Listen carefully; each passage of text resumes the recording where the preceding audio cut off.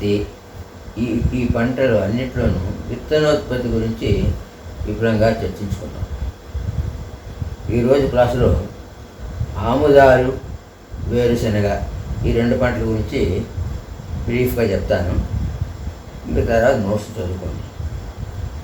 ఈ ఆముదాలు ముఖ్యంగా తెలంగాణ రాష్ట్రంలోనే ఎక్కువగా పండిస్తారు. కోస్తా జిల్లాల్లో పండించరు, రాయలసీమలో కూడా చాలా తక్కువగా పండిస్తారు. కానీ అతి ఎక్కువ విస్తీర్ణం గల ఈ పంట, ఆముదాల పంట, తెలంగాణ రాష్ట్రంలోనే ఎక్కువగా పండిస్తారు. అందువల్ల ఈ ఆముదాల గురించి వీళ్ళు కొంచెం క్షుణ్ణంగా నేర్చుకోవాలి. ఆముదాలు పరపరాగ సంపర్క పంట. పరపరాగ సంపర్క పంట అంటే ఏమిటో మనం ఆల్రెడీ చెప్పుకున్నాం. వరి స్వపరాగం, మొక్కజొన్న పరపరాగం, అలాగే సన్ఫ్లవర్ పరపరాగ సంపర్క పంట. అలాగా అవన్నీ జ్ఞాపకం పెట్టుకోవాలి.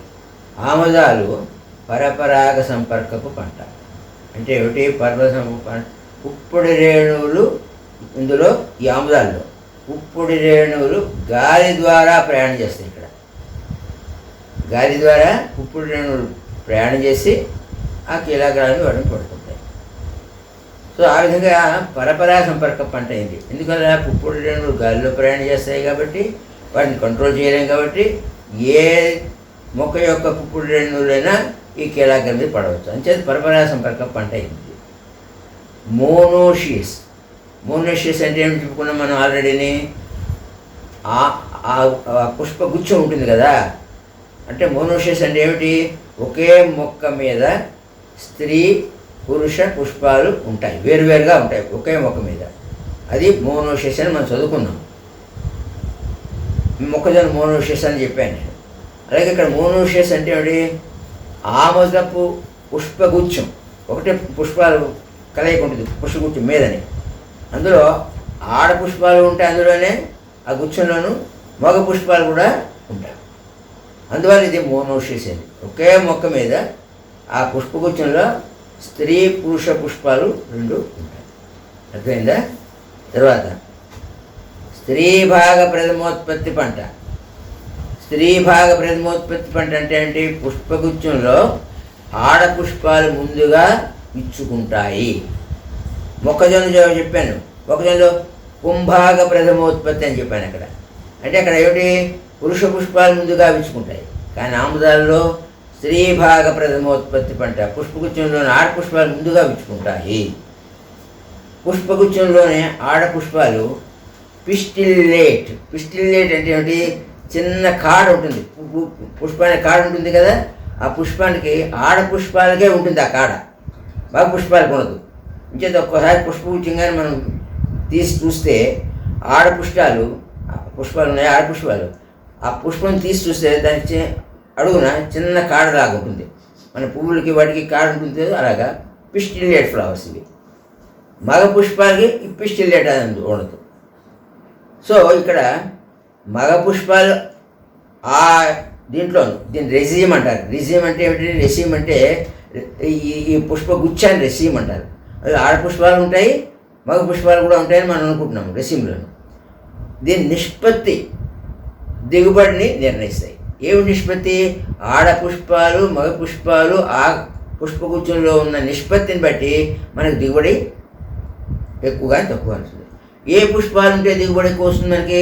చాలాసార్లు చెప్పుకున్నాము. స్త్రీ పుష్పాలు, ఆడ పుష్పాలు ఎక్కువగా ఉంటే అవే ఆఖరికి మనకి కాయలే గింజలు ఇచ్చేది. కాబట్టి ఆడ పుష్పాలు ఆ పుష్పగుచ్చంలో ఎక్కువ ఉండి మగ పుష్పాలు తక్కువగా ఉంటే దిగుబడి ఎక్కువ వస్తుంది. అంచేత ఆడ పుష్పాలు మగ పుష్పాల యొక్క రేషియో ఎలాగ ఉండాలి?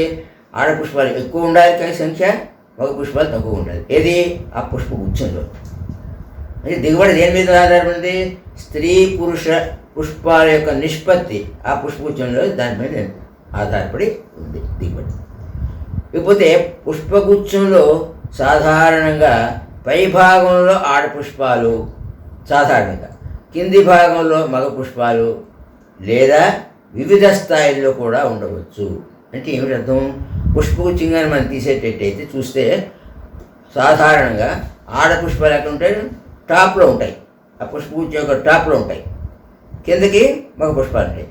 ఇక టాప్లో ఉన్న పుష్పాలు ఎక్కువగా ఉండి కింద ఉన్న పుష్పాలు తక్కువగా ఉంటే ఆడపుష్పాలు ఎక్కువగా ఉన్నవాటి దిగుబడి ఎక్కువ వస్తుంది.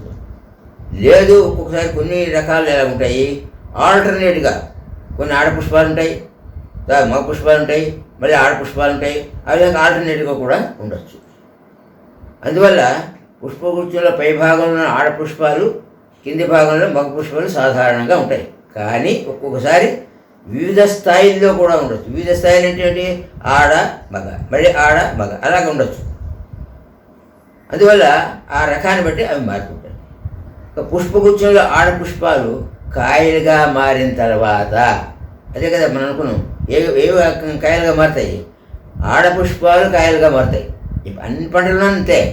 పుష్పగుచ్చంలో ఆడపుష్పాలు కాయలుగా మారిన తర్వాత దాన్ని ఏమిటంటే గెల అంటాం. ఆ గెల ఏమున్నాయి, ఆముది కాయలు ఉన్నాయి, ఆముది యొక్క కాయలు ఉంటాయి. సో దీన్ని గెల అంటారు. పుష్పాలు విచ్చుకునే సమయం, ఆముదంలో పుష్పాలు ఎప్పుడు విచ్చుకుంటాయి, 8 నుంచి 12 గంటలు ఉదయం విచ్చుకుంటాయి. ఇది ముఖ్యమైనది. ఇక విత్తే సమయం, ఇప్పుడు మనం విత్తనోత్పత్తి గురించి మాట్లాడుతున్నాం, గుర్తుపెట్టుకుంటే. విత్తే సమయం ఎప్పుడు విత్తాలి ఇది? ఇప్పుడు మరొకటి కూడా ఇక్కడ మీరు అబ్జర్వ్ చేయండి. మనకి ఇది జనని విత్తనాలు కావాలి, జనకుడు విత్తనాలు కూడా కావాలి.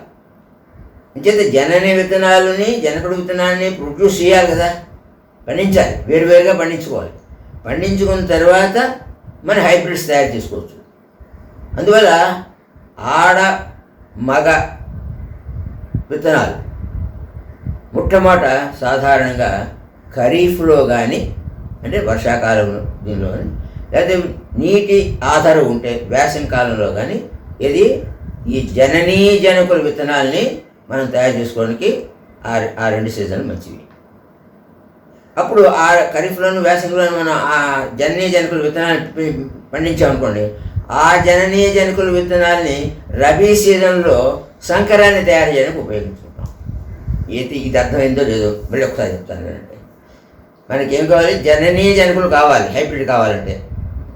అంటే జనకుల యొక్క విత్తనాలను ప్రొడ్యూస్ చేయాలి కదా ఎక్కడో దగ్గర. అంచేత ఖరీఫ్ కాలంలో లేకపోతే వేసవి కాలంలో అయితే నీటి ఎద్దడి లేకుండా ఉండాలి. ఈ 2 కాలాల్లో ఏం చేస్తున్నాము, జనకుల యొక్క విత్తనాలని తయారు చేసుకుంటున్నాం. అదే విత్తనాలని మనం రబీ సీజన్లో, అంటే శీతాకాల పంటగా రబీ సీజన్లో హైబ్రిడ్ని తయారు చేసుకుంటున్నాం. అర్థమైందా? అంటే రబీ సీజన్ ఎందుకు పెట్టుకుంటే టెంపరేచర్స్ తక్కువగా ఉంటాయి, కావలసినంత సూర్యకాంతి ఉంటుంది. అందువల్ల రబీ సీజన్లోనూ సాధారణ విత్తనోత్పత్తి చేపడతాం. తర్వాత మైనపూత, ఇది చాలా ఇంపార్టెంట్, ఎగ్జామినేషన్ పాయింట్ ఆఫ్ వ్యూలో అడుగుతుంటారు. ఇది మైనపూత అంటే ఏమిటి? తెల్లగా పౌడర్ జల్లినట్టుగా ఉంటుంది. మన పౌడర్ ఏదైతే జల్లుతామో ముఖం మీద, ఆ పౌడర్ జల్లినట్టుగా ఉంటుంది. దాన్ని మైనపు పూత అంటారు. ఈ మైనపు పూత లాభం ఏమిటి? ఇది ప్రకృతి సిద్ధంగా ఉంటాయి. మనం మైనపూత మనం తయారు చేయలేము. అది ఆ యొక్క క్యారెక్టర్, ఆ పర్టికులర్ జీన్ ఆ క్యారెక్టర్ని ఇస్తుంది. అంచేత ఆముదం పంటలో మైనపూత చాలా ముఖ్యమైనది. ఈ మైనపూత ప్రకృతి సిద్ధంగా ఎందుకు ఏర్పడుతుంది? మైనపూత అత్యధిక చలి లేదా అత్యధిక వేడిని తగ్గించడానికి, లేకపోతే ఆ వెరైటీ తట్టుకోవడానికి.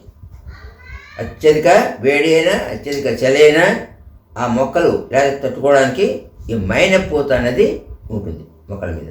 అయితే ఈ మొక్కల మీద ఉంటే అన్ని మొక్కల మీద ఉంటుందా అంటే అది వేరువేరుగా ఉంటుంది. అయితే ఈ మైనపూత 4 రకాలు. ఈ 4 రకాలు మైనపూత మొట్టమొదటి ఇక్కడ ఒక టేబుల్ లాగా ఇచ్చాను, కొంచెం చూడండి. బ్లూమ్ రకము మొక్కలలో ఏ భాగంపై ఈ మైనపూత ఉంటుంది? 4 రకాలుగా విభజించాం ఇక్కడ. నో బ్లూమ్ అంటే బ్లూమ్ లేదు, అంటే మొక్క మీద ఎక్కడా కూడా ఏ పార్ట్లోనూ, ఎక్కడ కాండం మీద కానీ, ఆకు యొక్క పిటియోల మీద కానీ, ఆకు మీద కానీ, దేని మీద కూడా ఇది ఉండదు, మైనపూత ఉండదు. అది అటువంటి వెరైటీస్ కూడా ఉన్నాయి. No Bloom. సింగిల్ బ్లూమ్ అంటే ఏమిటి?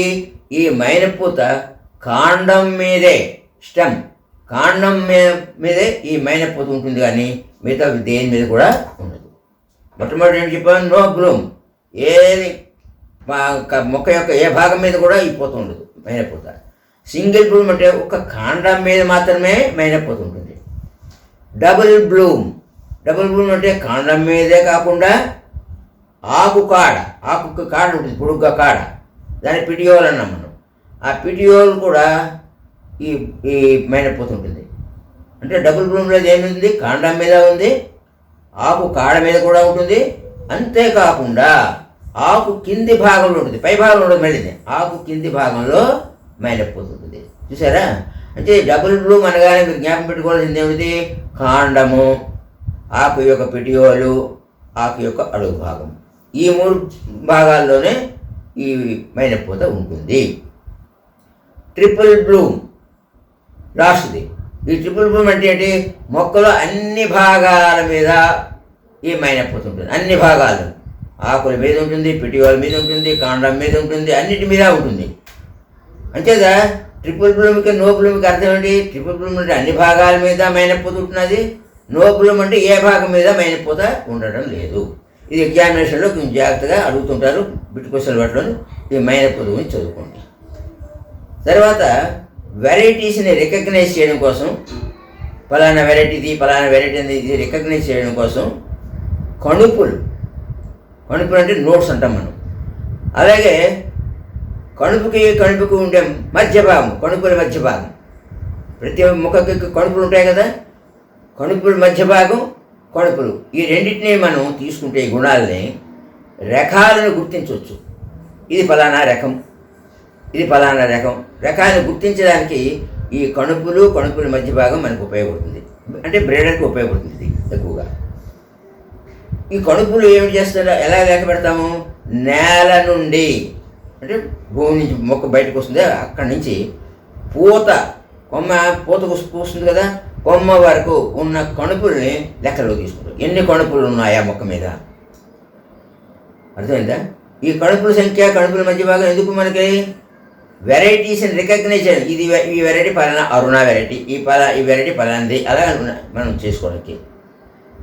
అంచేత నేల నుండి పూత కొమ్మ వరకు ఉన్న కణుపులు లెక్క తీసుకుంటాం. అప్పుడు సరాసరి కణుపులు, యావరేజ్ తీసుకున్నాం. ఒక దాని మీద 9 ఉండొచ్చు, 9 కంటే తక్కువ ఉండవు. ఒక దాని మీద 15 ఉండొచ్చు. అదే రకం. ఇప్పుడు అరుణా రకం గురించి ఇక్కడ చెప్తున్నాను చూడండి. అరుణా రకంలోనూ కొన్ని మొక్కల మీద 9 కణుపులు ఉండొచ్చు, కొన్ని కణుపుల మీద 15 ఉండొచ్చు. 9 కంటే తక్కువ ఉండదు, 15 కంటే ఎక్కువ ఉండవు. అంచేత దాని యొక్క సరాసరి 9, 15 కలిపి 2 భాగిస్తే ఎన్ని వస్తుంది? అన్నీ 12. ఆ 12 కణుపులు మనం లెక్క చూసుకుంటాం. 12 కణుపులు ఉన్నాయంటే అది అరుణా రకము అని చెప్పుకోవచ్చు. అలాగే భాగ్య రకం అని ఉంటుంది. ఈ భాగ్య రకంలోనూ 8, 15 వరకు పుష్పాలు ఉండొచ్చు, ఈ కణుపులు ఉండొచ్చు, కణుపుల మధ్య భాగం. అంచేత దీని యావరేజ్ తీసుకుంటే 11 వస్తుంది. అంచేత దీని అర్థం ఏమిటిది? సరాసరి కణుపుల మధ్య భాగం కానీ మనం తీసుకున్నట్టయితే ఆయా రకాలని మనం గుర్తించవచ్చు. సౌభాగ్య రకంలో చూడండి 19. సో మనం ఇక్కడ 2 విషయాలు మాట్లాడుకున్నాం. సరాసరి కణుపులు మధ్య భాగము, అలాగే బ్లూము, ఈ 2. తర్వాత వేర్పాటు దూరం, పరపరా సంపర్క పంట అనేది గుర్తుపెట్టుకోండి. అప్పుడు వేర్పాటు దూరం ఎలా ఉంటుందో, అలాగే శుభరా సంపర్క పంటలో వేర్పాటు దూరం ఎలా ఉంటుందో గుర్తుపెట్టుకోండి. రకాలు, సంకరాలు, ప్రతి దానిలో రకాలు ఉంటాయి, సంకరాలు ఉంటాయి. రకాలు ఎలా తయారు చేయాలో చెప్పుకున్నాం, వేర్పాటు దూరం పాటించి అది చెప్పుకున్నాం మనంతా. పునాది విత్తనకు 300 మీటర్లు వేర్పాటు దూరం ఉండాలి. 300 మీటర్లు. ఎందుకు అంత ఎక్కువ అంటే పరపరా సంపర్క పంట ఇది. అది వరిలో చూడండి 3 మీటర్లే చెప్పాము. అలాగే ధృవీకరణ విత్తనానికి 150 మీటర్లు ఉంటే సరిపోతుంది. వేర్పాటు దూరం ఎంత ఉండాలి? రకాలకి సంకరాలకి కూడా పునాది విత్తనం అయితే 300 మీటర్లు, ధృవీకరణ విత్తనం అయితే 150 మీటర్లు వేర్పాటు దూరం తప్పనిసరిగా పాటించాలి. విత్తన మోతాదు, ఎంత విత్తనం ఉండాలి? రకాలైతే 4 కిలోలు సరిపోతుంది. ఇక్కడ జనని జనకులు ఉండరు. రకాలంటే గుర్తుపెట్టుకోండి, జనని జనకులు ఉండరు. అంటే 4 కిలోలు సరిపోతుంది. సంకర రకాలు అనగానే జనని జనకులు తప్పకుండా ఉంటారు. సంకర రకాలు అంటే జనని మొక్కలు ఎప్పుడు కూడా మొక్కజొన్న అన్నీ చూడండి, మనం జనని మొక్కలు ఎక్కువ వరుసల్లో వేస్తాము, జనకుడు తక్కువ వరుసల్లో వేస్తామని చాలాసార్లు నేను చెప్పాను. జనకుడు పని ఏమిటి? పోలెన్ సప్లైయే, కానీ అల్టిమేట్గా ఈల్డ్ ఇచ్చేది ఏది? జనని మొక్కలు వేస్తాయి. అంటే జనని మొక్కలు వరుసలు ఎక్కువగా వేస్తాము, జనకుడు మొక్కలు తక్కువగా వేస్తాము. అన్నింటిలోనూ అన్ని పంటల్లోనూ అంతే, హైబ్రిడ్స్ తయారు చేసేది. అంచేత జనని ఎంత కావాలి? 2.4 లేకపోతే 2.5 కిలోలు చూసుకోండి. అలాగే జనకుడు 1.6 అన్నాం, 1.6 కాకపోతే 2 కిలోలు అంతవరకే వాడతాం. ఇక విత్తే దూరం ఎంత దూరం విత్తాలి? జనని అయితే 60 నుంచి 90 సెంటీమీటర్లు పెడతాం. అంటే అర్థం 63 నుంచి 90 సెంటీమీటర్లు అంటే వరుసల మధ్య దూరం 60 నుంచి 90 సెంటీమీటర్లు పెట్టుకుంటాం. అలాగే జనకుల్లోనూ 45 నుంచి 60 సెంటీమీటర్ల వరకు పెట్టుకోవచ్చు వరుసల మధ్య దూరం. వరుసల నిష్పత్తి ఎన్ని ఆడవరుసలు వేయాలి, లేకపోతే జనని యొక్క వరుసలు ఎన్ని వేయాలి, జనకుడు వరుసలు ఎన్ని వేయాలి, వరుసల నిష్పత్తి కూడా మనం పెద్దలో చెప్పుకుంటున్నాం. అలాగే ఇక్కడ 3:1 అంటే ఏంటి?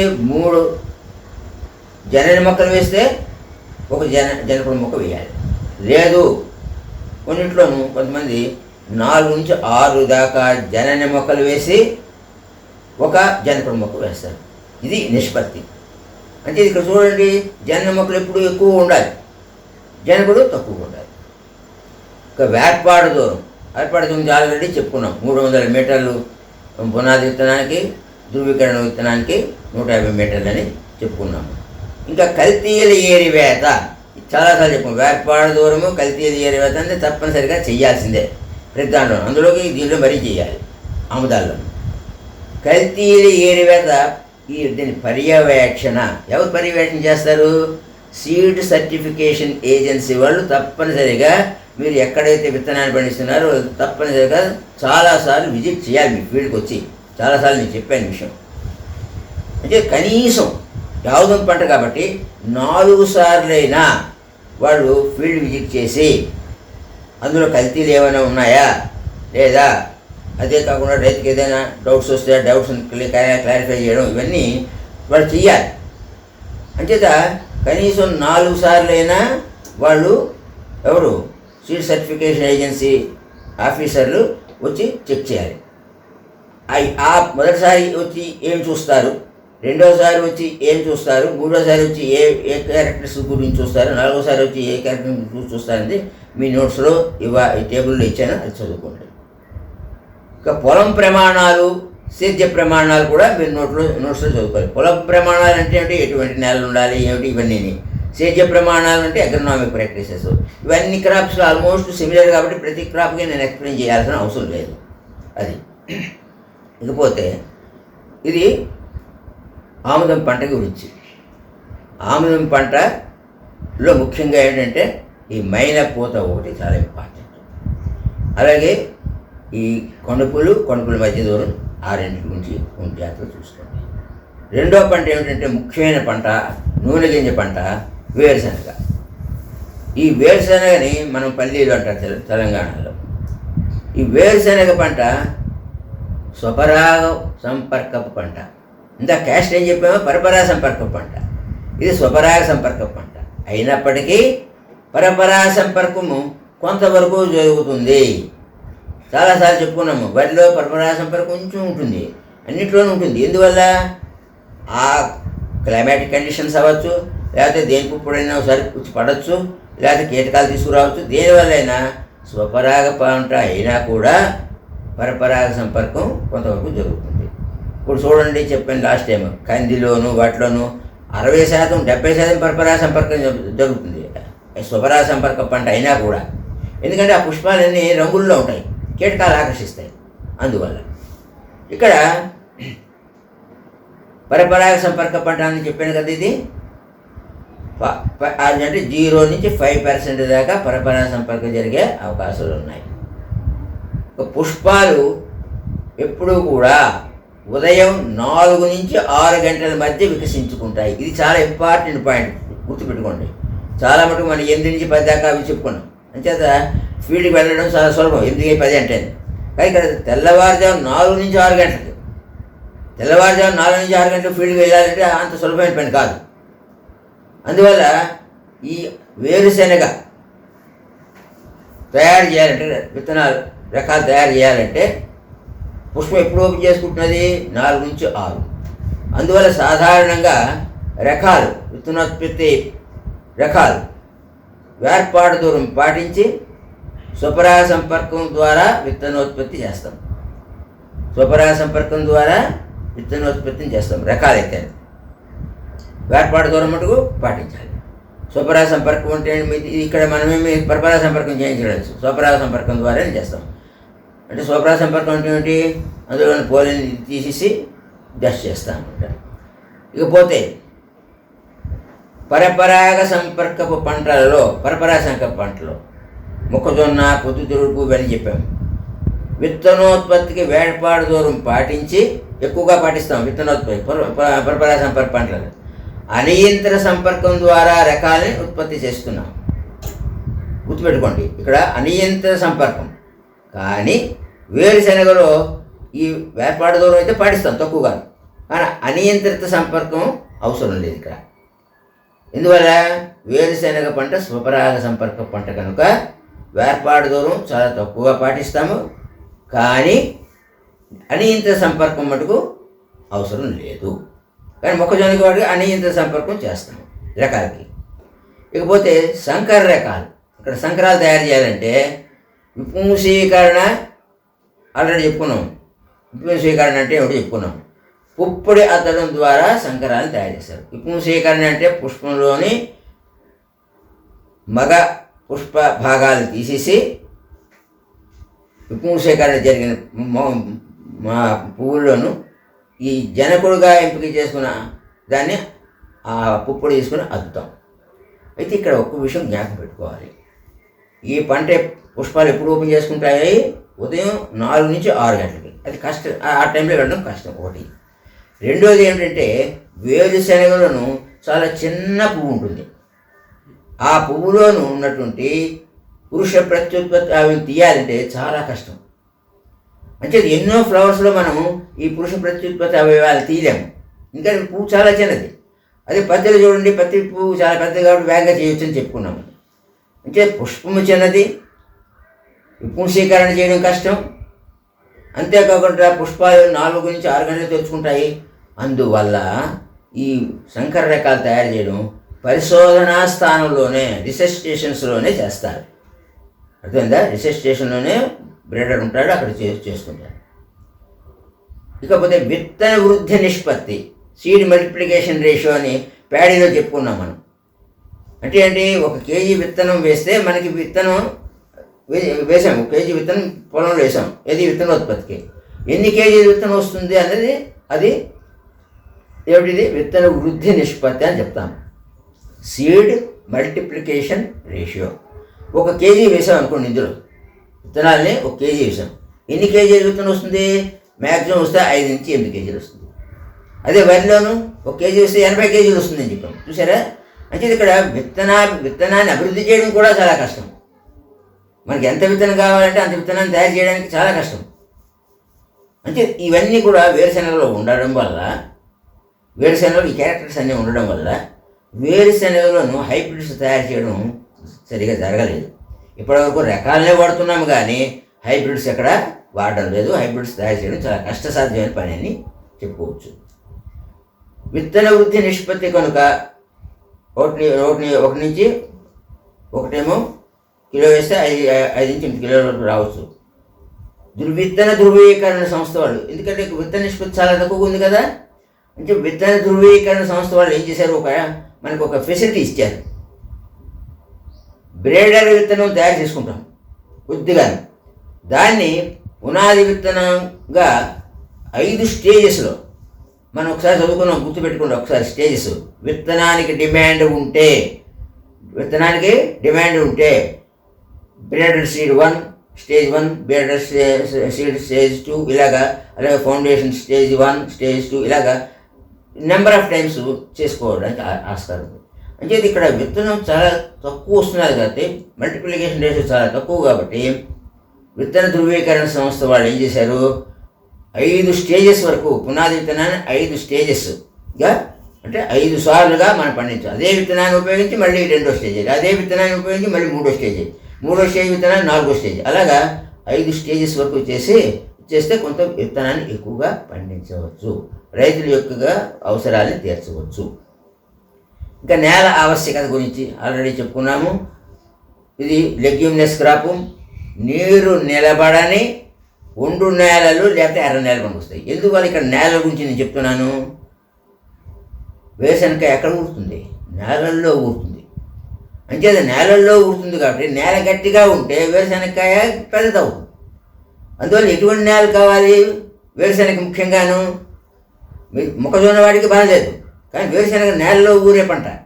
అంచేది ఇక్కడ ఒండ్రు నేలలు, అలాగే ఎర్ర నేలలు, ఇందులోనూ బల్క్ డెన్సిటీ అవి చాలా ఇదిగా ఉంటాయి, ఫేవరబుల్గాను.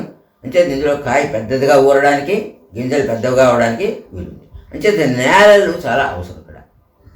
ఇక విత్తే సమయం, ఇక్కడ విత్తే సమయం అంటే జనకులు విత్తనాభివృద్ధి ఖరీఫ్లోను వేసంగిలోను చేసుకుంటాం. ఇది జనుకులు విత్తనాభివృద్ధి. ఆముదాలలో కూడా అదే చెప్పాను నేను. ఖరీఫ్లోను వేసంగిలోను జనకుల విత్తనాన్ని తయారు చేసుకొని ఆ జనుకుల విత్తనాలనే సంకర విత్తనోత్పత్తికి మనం ఉపయోగించుకుంటాం. అంటే రబీలో సంకర విత్తనోత్పత్తి చేసుకుంటూ ఖరీఫ్లోను కానీ వేసవి కాలంలో కానీ జనుకుల విత్తనాలని అభివృద్ధి చేసుకోవాలి. ఇంకా వేర్పాడు దూరం, ప్రతిదానికి వేర్పాడు దూరం ఉండాలి కదా. పునాది విత్తనం, ఇది స్వపరాగ సంపర్క పడి గుర్తుపెట్టుకోండి. పునాది విత్తనం కానీ ధృవీకరణ విత్తనానికి కానీ 3 మీటర్లు అయితే సరిపోతుంది, 3 మీటర్లు అయితే సరిపోతుంది. కానీ ఆవుదాలకి చాలా ఎక్కువ కావాలి. విత్తన శుద్ధి ఇక్కడ ఎలా చేస్తాము, విత్తన శుద్ధి ఎప్పుడు కూడా వేరుశనగ చేయాలి, అన్ని పంటలకు చేయాలి. విత్తన శుద్ధి చేయాలి. 4 గ్రాములు థైరామ్ కానీ లేదా 2 గ్రాములు కార్బండిజం కానీ 1 కిలో విత్తనానికి బాగా పట్టించి బాగా విత్తనాన్ని పట్టిస్తాం. ఇది థైరామ్ పౌడరు, కార్బండిజం, ఈ విత్తనాన్ని పట్టిస్తాం. అది కానీ ఇది కానీ ఏదో ఒకటి. థైరామ్ అయితే 4 గ్రాములు, ఇదైతే 2 గ్రాములు విత్తనాన్ని పట్టించి శిలీంధ్ర వ్యాధులు రాకుండా పంటని 45 నుంచి 60 రోజుల వరకు మనం కాపాడుకోవచ్చు. పంటని ఆ విధంగా కాపాడు. ఇది విత్తన శుద్ధి చేయడం. విత్తన శుద్ధి చాలా చౌక, కానీ దాని లాభం చాలా ఎక్కువ. అంటే విత్తన శుద్ధి తప్పనిసరిగా చేయాలి. విత్తనాన్ని దృఢపరుచుట సీడ్ హార్డెనింగ్ అంటాం. ఈ సీడ్ హార్డెనింగ్ అనేది విత్తనాన్ని ఏం చేస్తాము,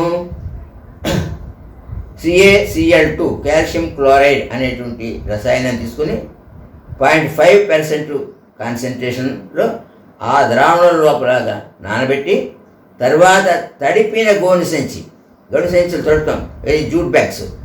తడిపిన గోను సంచి మీద ఈ CaCl2 ద్రావణంలో నానబెట్టామే విత్తనాన్ని, ఆ విత్తనాన్ని బయటికి తీసి ఈ తడిపిన గోను సంచుల మీద పల్చగా నెరిపి దాని మీద మరొక తడిపిన గోను సంచిని వేసి 24 గంటల పాటు అలా ఉంచేస్తాం.